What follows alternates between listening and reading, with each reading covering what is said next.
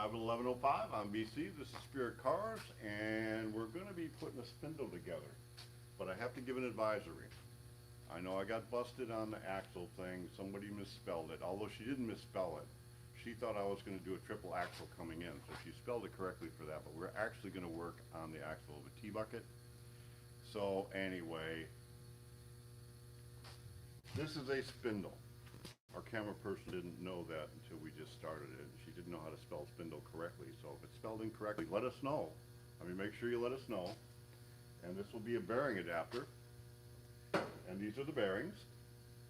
And this is a 1937 to 41 spindle, Ford spindle. I mean, it has become the standard hot rod spindle. Obviously, this is a reproduction. The original would have the arms already onto it.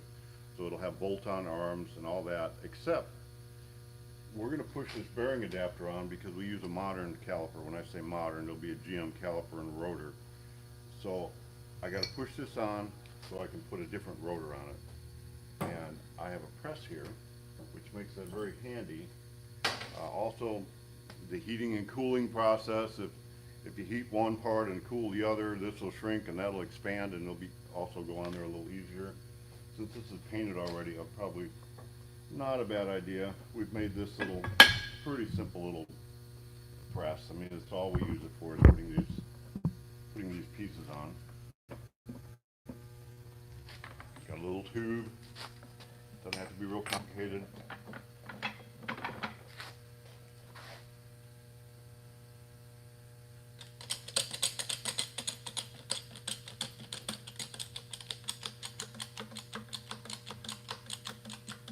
I mean, it does take quite a bit of pressure to push it on. So a press would be nice. If you don't have a press, you could probably take it to any machine shop and they would do it relatively cheaply. I've got, it doesn't take much. I've got 10,000 pounds of pressure already.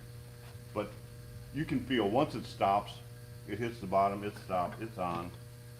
It's all good. My bearing adapter's on. Now I'm ready for modern brakes. So we will hustle over to the car.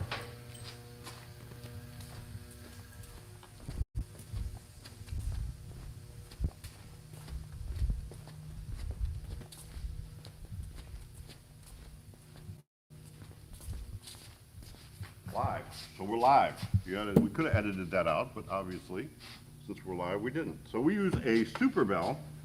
Been dealing with Jerry and the boys over there for a long time, but Pete and Jake's, they just have really good products. There's a steering arm that you can get flat metal and it's bent and it's kind of funky looking, but this is the steering arm we use. I started putting this one together already. So this, you got a left and a right. This is the spindle.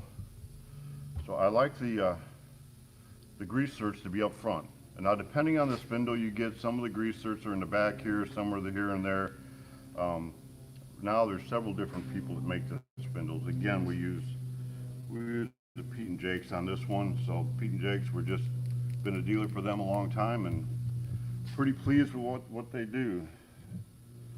The brake bracket, this is going to be chrome. This is going to be kind of a combination, some chrome and some painted. I mean, it looks good. It's not just all chrome. So you got the brake bracket. This is a separate hide your back side of the rotor when you put the rotor on, and leaves it real clean looking on the back side. Got holes to match. Now you do have a left and a right, and these are actually marked on here. There's an R and a L.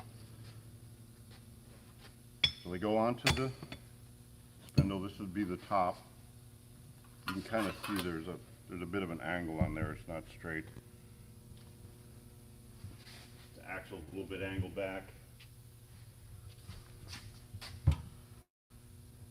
And we want the caliper to be angled to the back side of the spindle. So those holes are going to line up for that. So you can kind of see the holes through that. Can you see the holes through that? Not really, but they'll line up.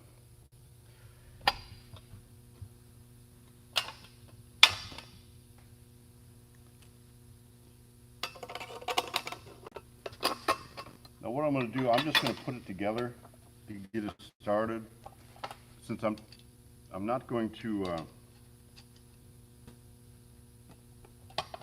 just totally finish it, it would be good to have some Loctite on here.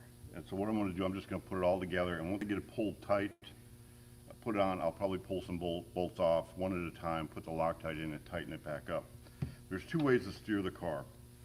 One is going to be a slingshot arm on this side. You'll steer from the back. The arm will come along, steer the top of the spindle.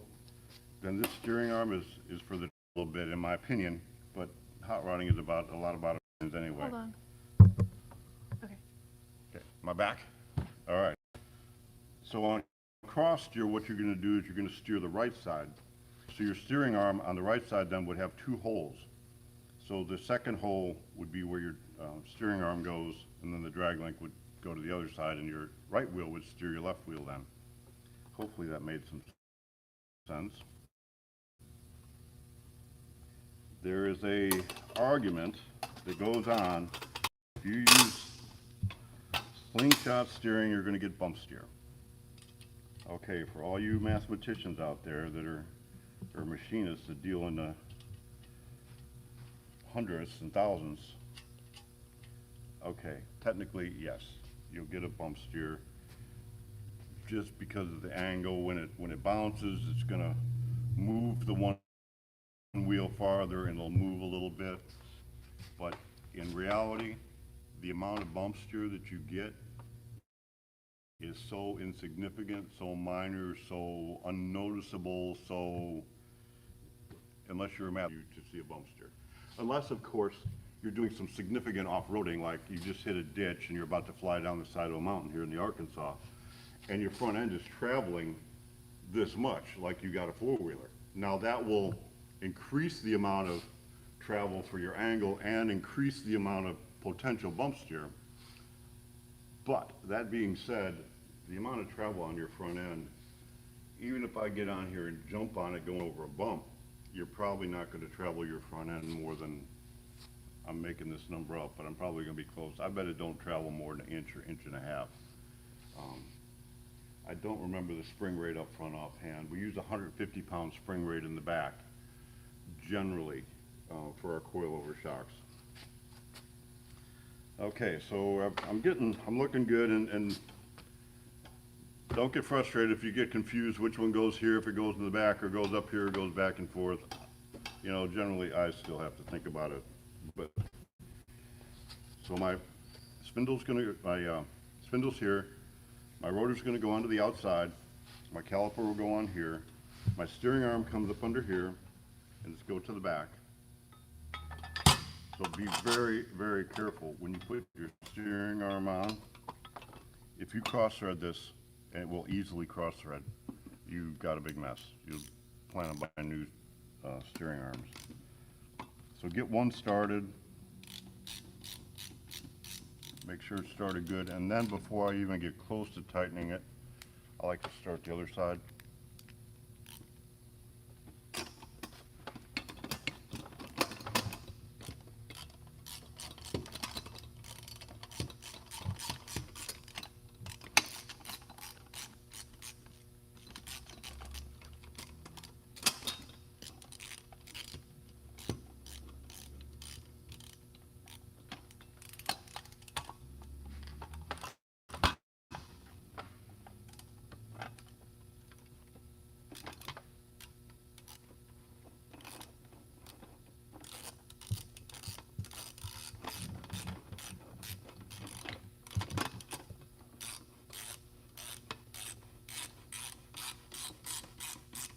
Okay, again, be careful, don't force it.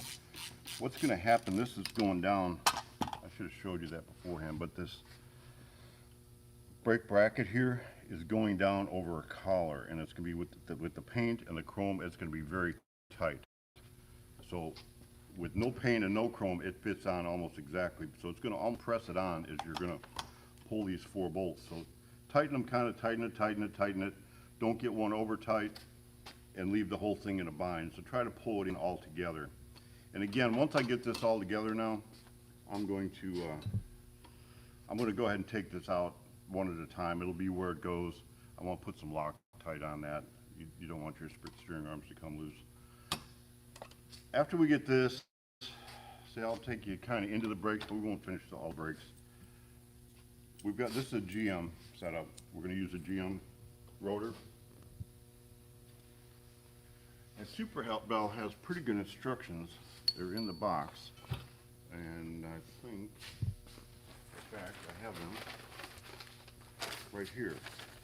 So they got some helpful tips on here and you know, parts list. And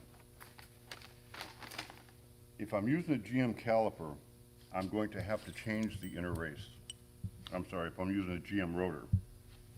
Because what'll happen with the race that's in there, this bearing is going to hold it. I believe it's going to hold it out just a fraction too far, and your caliper is not going to fit directly in the center of that, and it's just going to basically rub a little bit. So what you'll have to do is you'll have to knock this inner race out, put this inner race in place of that one. Then the bearings come with the kit. You got bearings, you got inner bearings, you got outer bearings. Put the seal on after you get it all, you know, greased, of course. Put it on. Then you're basically, this isn't going to go onto your spindles are on the front end though. So I've got this tightened up to at least show you. Here's an issue you're going to have with chrome sometimes.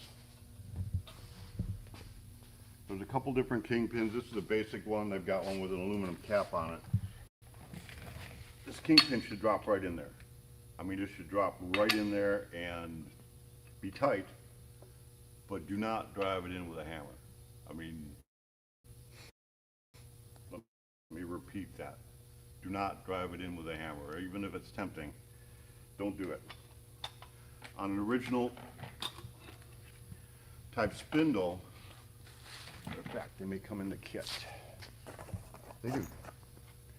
What holds the kingpin on is this little cert thing drives into the axle and holds it in, and it goes through, and what it's going to do is it's going to hold into this gap. Can you see how that slides in there? So this will slide into a hole slot, holding that in. It's a bit wedged, and then you put a nut on the back side of it. But that's not what we do on our 4-inch, 6-inch drop axle. It's a tube axle, spring behind. You can see on the back side here, there's a little set screw. Can you see our set screw back there? Mm-hmm. So once you want to, now, I'm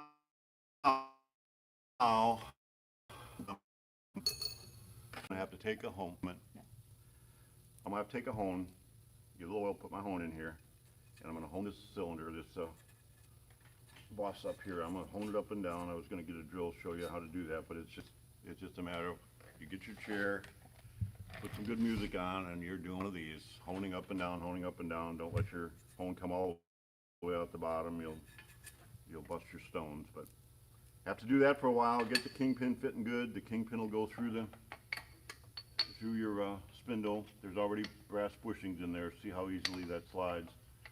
Then there's going to be a bearing that goes on the bottom side. So it'll all sit in there. All be good.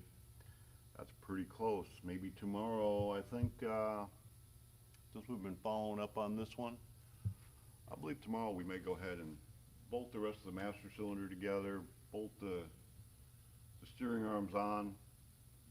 We may just kind of finish the assembly of the chassis on this one.